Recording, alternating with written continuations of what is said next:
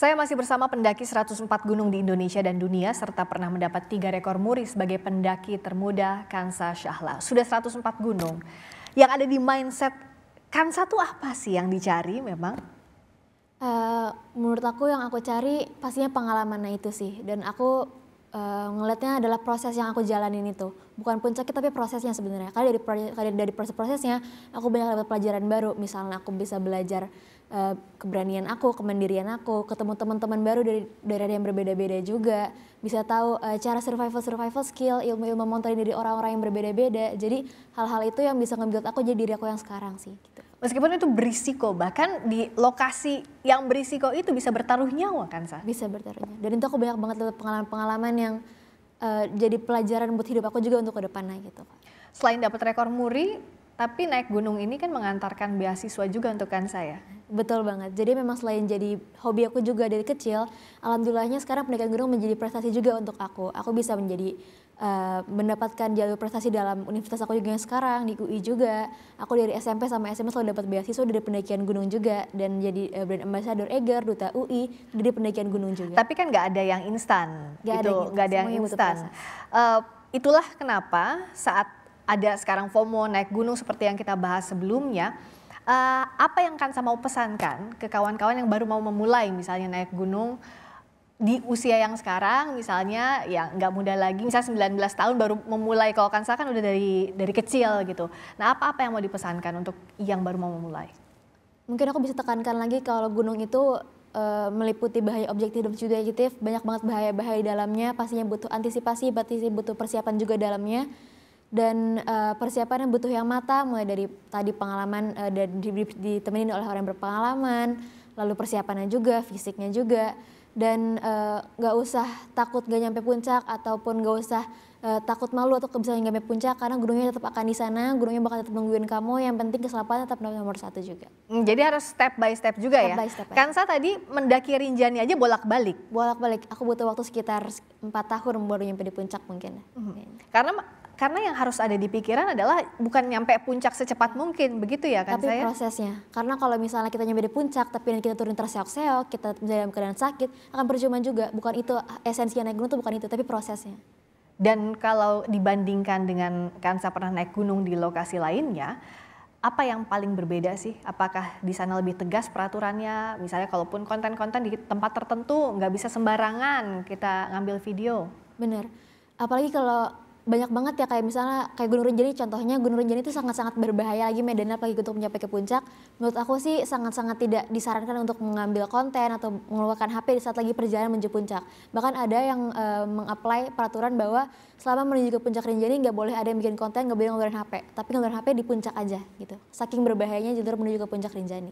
Karena yang berbahaya itu bukan di puncaknya tapi menuju ke sananya ya, medannya. Medannya sangat-sangat berbahaya.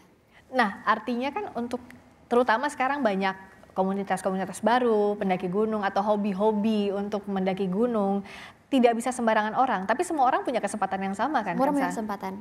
Lebih ke kitanya ingin mau mempelajari lebih, ingin mempersiapkan diri kita lebih atau enggak.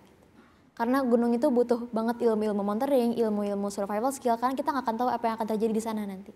Butuh dipersiapkan dulu dalam diri lebih matang lagi. Apa sih ilmu survival skill yang memang harus dimiliki setiap kita mau naik gunung yang berisiko? Apalagi Kansa sudah mencapai 4 dari 7 Seven Summit di dunia kan? Ya, pastinya banyak banget sih. Mungkin dari antisipasi penyakit-penyakit dulu seperti hipotermia atau penyakit akut mountain sickness, penyakit ketinggian. Diantisipasi dengan kita harus aklimatisasi. Misalnya kita mau naik Gunung Rinjani di ketinggian 3.700, kita harus aklimatisasi dulu. Misalnya dari gunung ketinggian 2.900 di Gunung Gede, lalu naik lagi ke Gunung Slamet di ketinggian 3.500. Jadi kita nih tubuhnya tuh udah siap sama kondisi Gunung Rinjani nantinya. Kita udah siap sama dinginnya yang ada di sana, kita udah siap sama ketinggian yang ada di sana. Udah dipersiapkan dulu step by step tadi. Aklimatisasi, lalu untuk dinginnya juga kita latihan juga, untuk persiapan peralatan-peralatannya juga. Kalau bisa tahu di Rinjani misalnya sulit, terus medan-medannya batuan, kita coba latihan dulu bisa pengenalan alat misalnya seperti helm, harnessnya, webbing-webbingnya, Kalau mau naik-naik gunung-gunung yang es, misalnya kita harus belajar juga cara pakai double boots-nya, pakai helm, pakai harness, pakai tali-talinya, walking together. Jadi banyak banget ilmu-ilmu di pendakian gunung yang kita pelajarin tergantung sama gunung-gunung yang akan kita daki. Termasuk perbekalan apa yang prioritas harus dibawa, itu gimana untuk menentukannya, Kansa? Untuk melihat misalnya gunung ini medannya seperti ini, apa yang harus dibawa yang wajib. Sementara kan yang harus dibawa ke atas itu terbatas pasti kan? Benar-benar. Memang itu sih yang harus kita pelajarin lagi. Makanya itu tadi, naik gunung tuh nggak bisa asal-asalan. Kita butuh orang yang berpengalaman untuk ngasih tahu kita apa aja nih sih gunung itu seperti apa, biar kita tahu ini kita butuh bawa apa aja. Kayak misalnya ke Rinjani, untuk in case-nya misal dari operator aku kemarin akan bawa tali juga, akan bawa webbing tambahan. Kita pasti bawa helm juga dari awal karena tahu kondisinya seperti itu di sana. Waktu aku ke Gunung Semeru juga misalnya, karena aku tahu batuannya sangat-sangat lepas, batuannya juga licin juga, aku pakai helm. Gak apa-apa kalau menurut orang-orang kayak lebay banget sih pakai helm, tapi menurut aku tuh itu penting karena itu untuk keamanan aku juga gitu. Jadi tetap mau gimana pun alat-alat sangat penting dibutuhkan kita bawa, dan makanan-makanan juga jangan lupa sih buat energi. Paling sulit di mana? Paling sulit pendakiannya menurut aku di Gunung Kartens Pyramid di Papua. Kenapa? Karena itu medannya tebing, bukan kita jalan tapi kita ngegelantungan di tebing pakai tali. Oh, sepanjang perjalanan? Sepanjang perjalanan menuju ke puncak, sekitar 800 meter kurang lebih, dengan posisi yang sangat-sangat miring, hampir vertikal juga, kita harus pakai gelantungan di tali gitu. Berapa lama waktu itu mendaki? Lumayan lama, aku berangkat sekitar jam 3, jam 4 malam, nyampe di puncak sekitar jam 2 siangan. Dengan itu kita kena hujan salju juga, hujan es juga, dengan berkabut full seharian juga. Makanya menurut aku tuh pendakian yang sangat-sangat challenging juga karena mentally ke drain juga, physically ke drain juga pasti. Gitu pastinya. Apalagi risiko hipotermia udah pasti ya dengan ketinggian juga begitu, dengan cuaca yang demikian. Belum lagi medannya pula. Betul, dan apalagi semakin tinggi kita mendaki kan oksigennya semakin nipis ya. Jadi akan bisa aja muncul-muncul pusing, mual. Ya makanya itu diantisipasi dengan aklimatisasi di awal gitu. Persiapannya berapa lama? Kalau mendakinya berapa lama kan tergantung ya. Tapi persiapan kesananya berapa lama? Waktu kemarin ke Kartens aku persiapan sekitar 7 bulan sampai 1 tahun kemarin. Aku latihannya panjang banget karena aku tahu gunungnya itu berbeda dari gunung-gunung lainnya, karena di tebing. Aku latihannya bolak-balik ke tebing Citatah, berkali-kali latihan tali menali, peralatannya gimana-gimana, kalau jatuh kayak gimana latihannya, kalau misalnya kedinginan kayak gimana, itu dikasih tahu juga selama persiapan. Jadi jangan pernah tanya berapa lamanya saja, tapi persiapan sebelumnya itu berapa lama, bukan berapa lama naiknya, tapi berapa lama persiapannya karena itu ya. Nah, target dalam waktu dekat kemana lagi?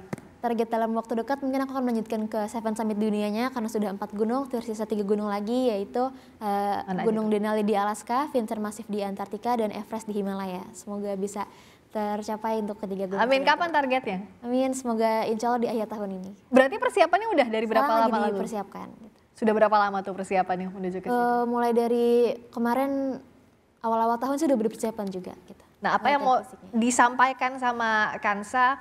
Kita tahu tadi kasusnya di Rinjani, bagaimana peran dari tim SAR, tapi apa juga yang dari sisi pendaki harus diperbaiki dalam pendakian secara sistemnya di berbagai titik di Indonesia khususnya.